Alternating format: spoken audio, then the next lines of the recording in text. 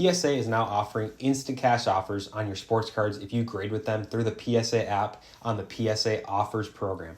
Now, this is a very polarizing topic, I feel like, in the hobby. This has been new in about the past week or so, and I felt like it'd be great to make a video on. So I have been collecting sports cards for the past 20 years of my life, deeply involved in it throughout multiple different eras of sports cards when they were very uncool, to the big boom in like 2020, to the modern day sports cards in 2025 as we know it. And I've seen a lot of different things in my time in sports cards, and this is definitely a very interesting topic that we're going to get into in this video.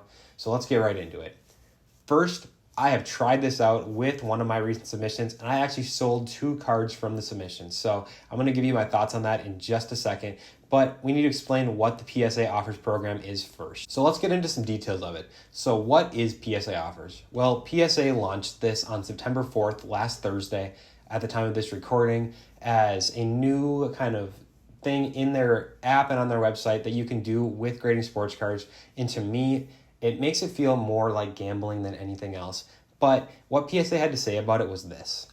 They built PSA Offers because not every pull is a keeper, not every grade is right for your collection. Some are trade-ups, some are stepping stones, some are fuel for what's next.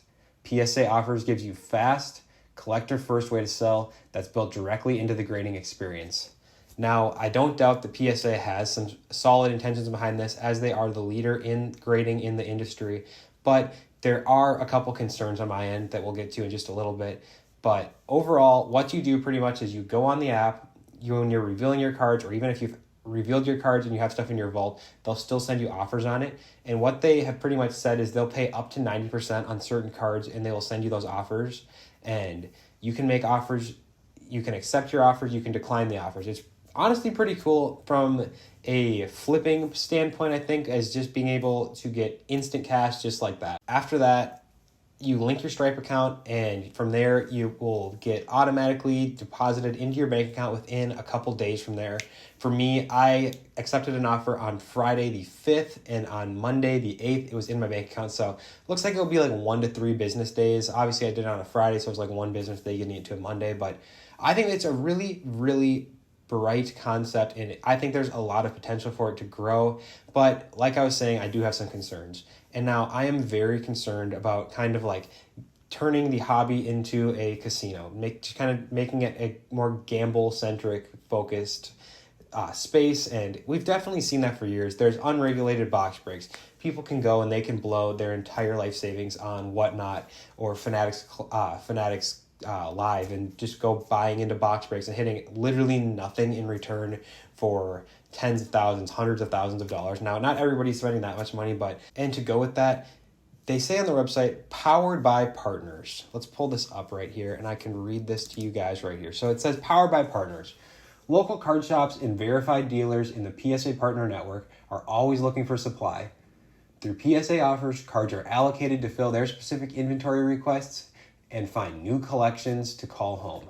Now, to me, this really seems like a kind of putting a blanket over something, just trying to like hide what's actually going on. And they're saying that they're trying to find cards to get into new collections, but they're not really mentioning what's going on in the behind the scenes of this stuff. And now, again, I've got very varied opinions on repackers. I do sell a lot of cards to a repacker myself. I feel like I'm on both sides of the debate here, but it is just very interesting to me that PSA would use that word choice, and they would say that they're like trying to help cards get into their forever homes and stuff like that, when in reality, these are repackers that are buying these cards from PSA, that PSA is enabling by letting them use their app and their name and brand to be able to get this inventory now.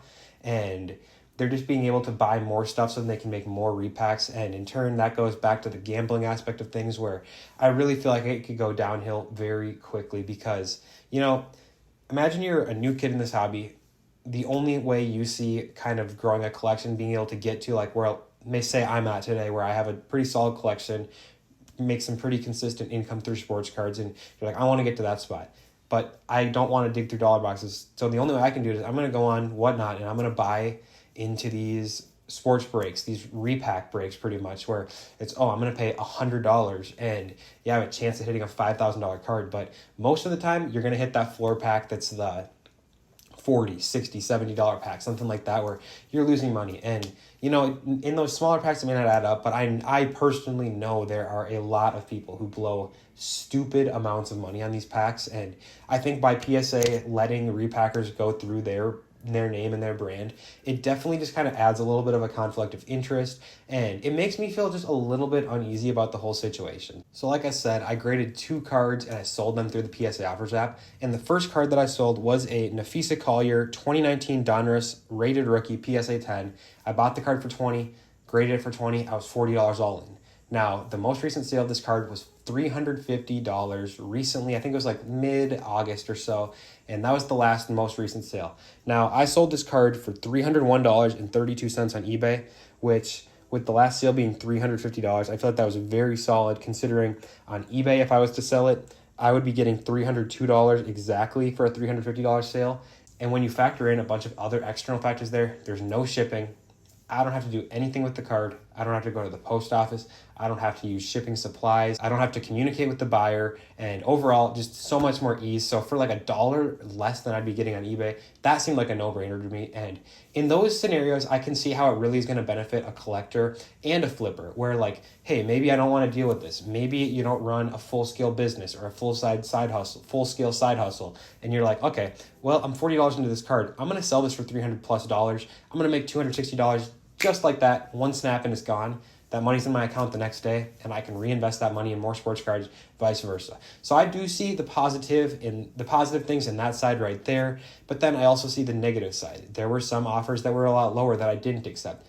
For example, I'm trying to think of who it was off the top of my head, but like there was a Tim Duncan 2024 Prism, like blue seismic numbered card right there that, you know, I could probably list it on eBay and probably list for $50, get about $35, $40 for it, and they offered me $8. So I do see that they say that they're going to list and make offers for around 90%, but I also see the lowball effect already showing up in a lot of those lower end singles, which maybe that's not everybody's game, but for me, I do like to grade some of the lower end singles. Probably kind of stupid. Usually lose out on those, but still gotta have inventory. The second card that I graded was a Jackson Churio Jack-O-Lantern rookie from Topps. It was like the Halloween parallel, and that one got a PSA 10.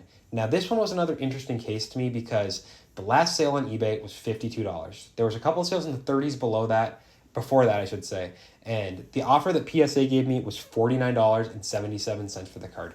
So now that is pretty much a full comp of the last sale. That is less than $4 less than the last comp, which if I was to sell that to a repacker, they're going to offer me like $30 probably. If I was to sell that at a show, I'm probably going to get offered less than that to like a dealer. So, and I want to talk about one more thing with this that I think could be very negative long-term.